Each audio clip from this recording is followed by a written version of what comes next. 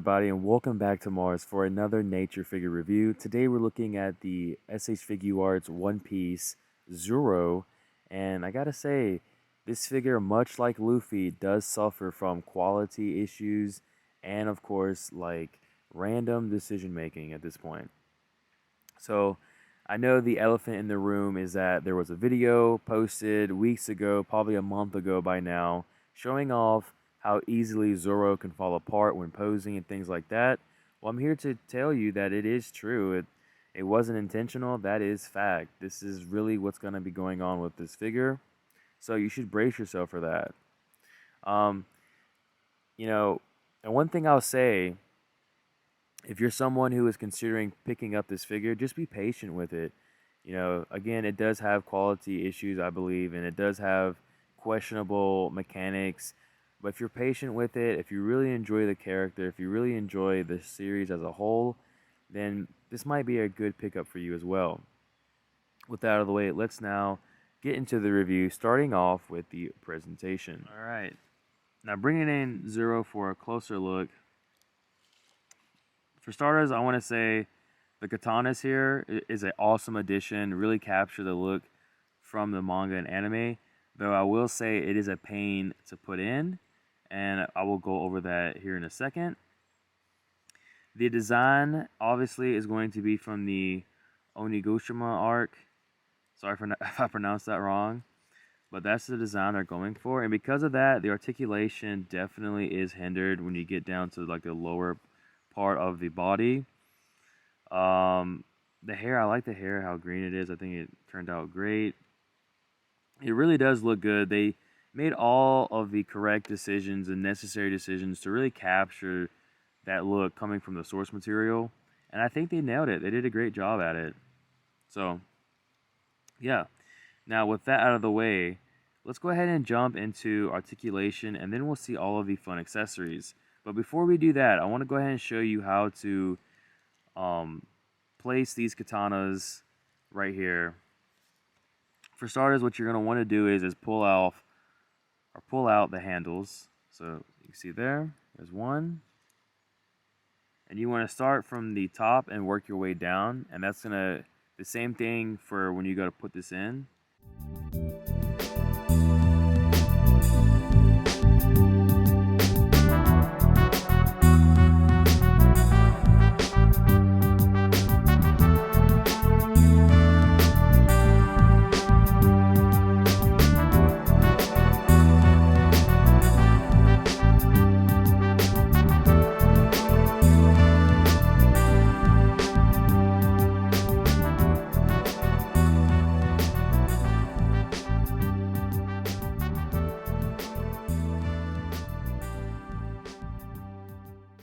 So you want to start with the purple one first, right? Or no?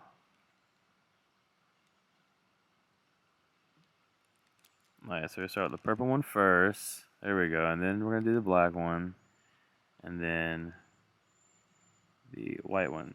Okay, so there you go. So, my mistake. Then you can just rotate it again. Really get it in that groove if you can. I don't want to force it, but you get the gist of it. So, when you go to remove all of this, you want to start from the top and work your way down, and then when you go to put everything back into place, you want to start from the purple and work your way up to the white. And that's how you add and remove his katanas. With that out of the way, let's now move into articulation. Before we move into the articulation, I just want to take a deep breath and really enjoy this beautiful setting right now. The birds are singing, the river is flowing back here in the corner, if you can see it over there. And it's fall time. It just feels good. We have that nice, gentle fall breeze. What a great time. Now, I went ahead and I started off the review with the katanas because you need to know what you're getting yourself into, right? You don't want to break anything, and you want to know kind of the complications that you may run into with adding and removing the katanas.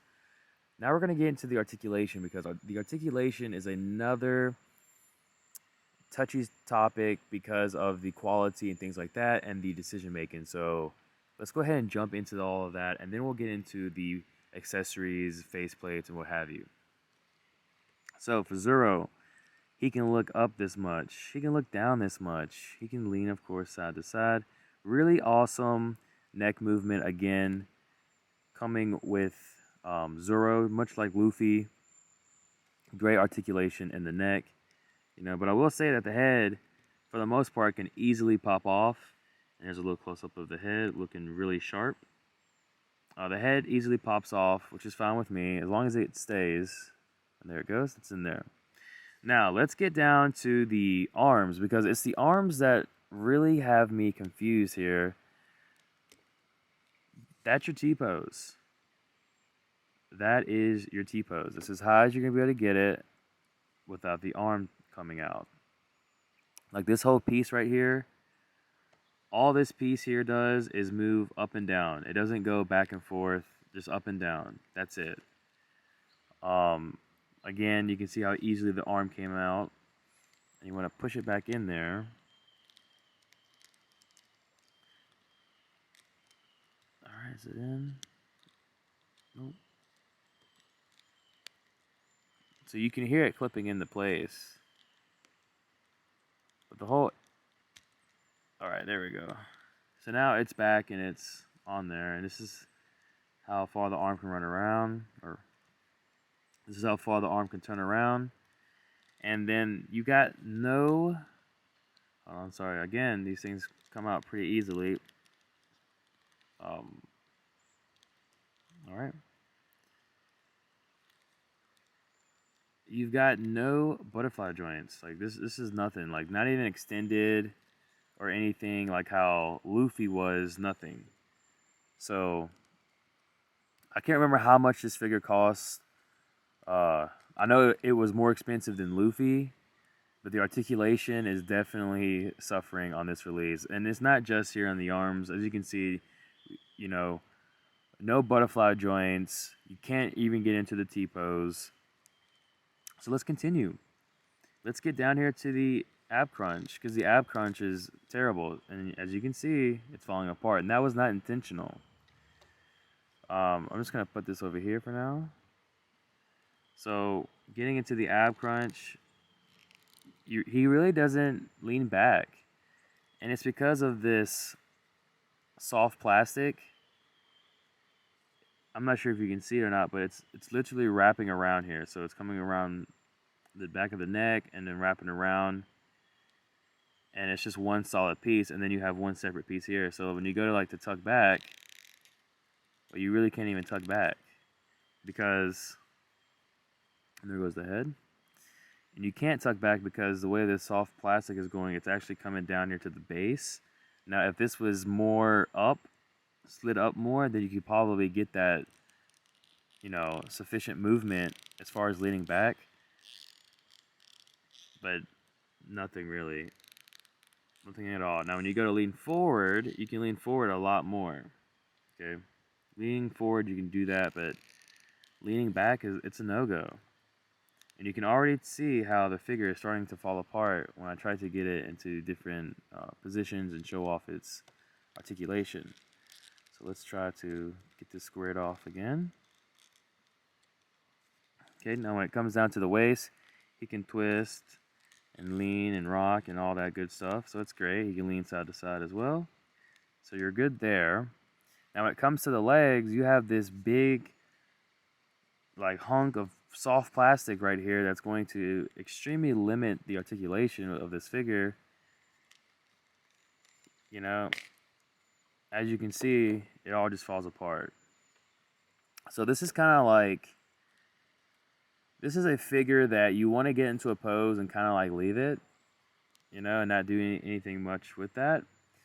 Now, let's say for an example, we just have these legs by themselves, right?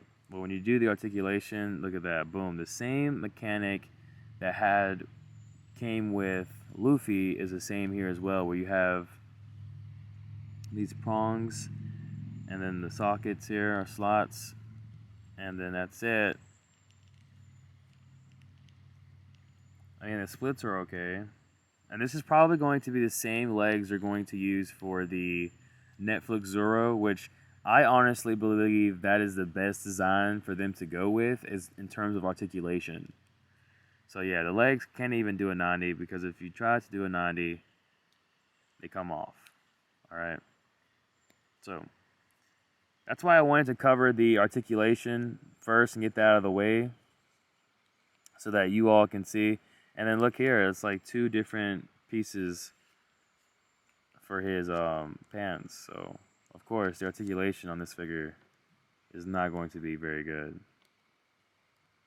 But yeah, I just wanted to show you all this stuff before we moved on or got any further into the review because maybe this is a deal breaker for some of you. So I figured the sooner you see it, the better. But aesthetically, you know, it's clean. It's very clean aesthetically. It looks sharp. You know, if you have him in a static pose like this, you know, it looks really good. The design and stuff looks good. Was it the best choice for articulation? No, but sometimes when you are capturing the source material of a character from an anime, manga, what have you, you're going to make the decisions that's going to best capture the character. And they did exactly that. You have probably the most authentic looking posable action figure of Zoro from the Onigashima arc, but the articulation sucks. You know, as plain as that. With that out of the way, let's now continue into all of the faceplates. Now, we have a lot of faceplates, a total of 6 different faceplates, which is incredible. And then we have 3 pairs of hands, and then his katanas, and that will cover it. So, let's continue. Now, moving into the head sculpts and faceplates, Zoro does come with 2 head sculpts, and then one of those head sculpts, the one that's on his body right now, can interchange faceplates. So, let's take a closer look here. For starters, at this faceplate here, looking really good, really nice and stern default faceplate. And then now let's swap out his head sculpt. So we're going to take this one off here and then put on his new head sculpt with the bandana, showing that angry vibe and things like that. Looking really clean, actually. No complaints here. Let me make sure it's on there nice and flush. There we go. Yeah, so this is going to be the additional head sculpt that comes with Zoro, which is pretty cool actually. I do like this a lot.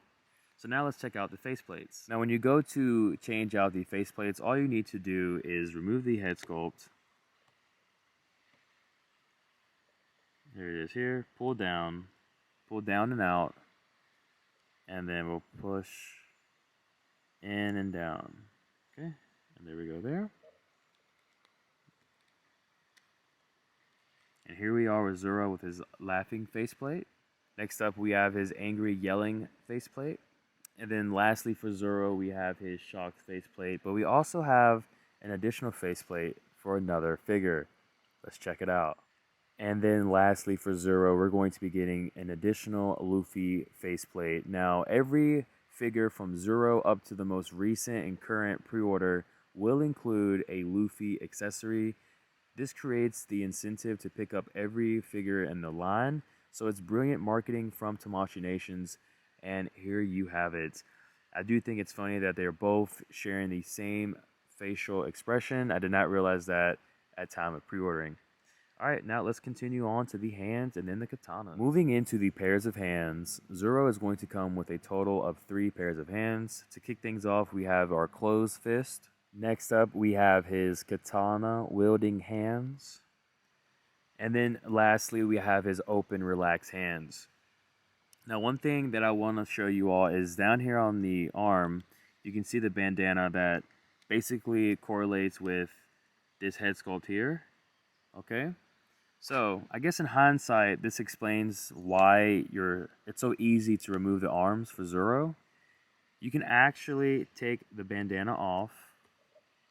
So let me show you real quick. So you can actually take this off. I'm not sure where it comes apart. I know it's possible. There it goes. All right. So now the arm is completely disassembled. And what you can do is remove this. Okay, so it's all one piece. This is one solid piece here. Okay, one solid piece. And then here's the additional piece here. so. Okay. So you line it up like so.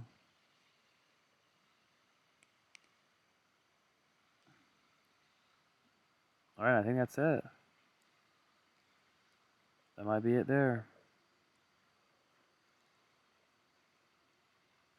Yep, and then you just bring the arm back. Snap it in.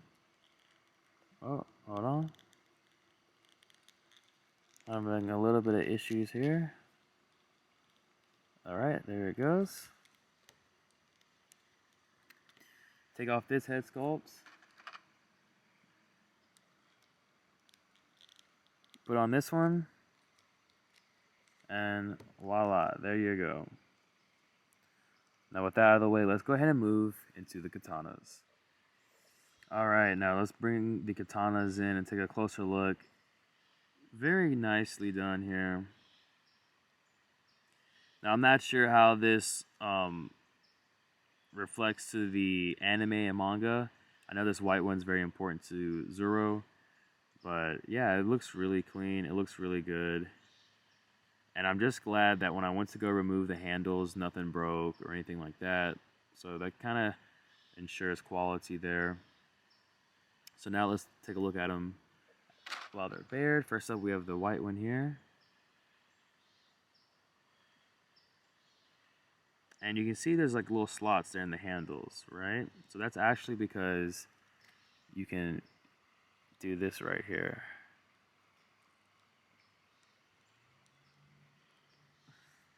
See there? So then you have him there like so. Next up we have the gray handle, which has a cool design on the blade. Look at that, clean. Okay. And then lastly we have the purple one.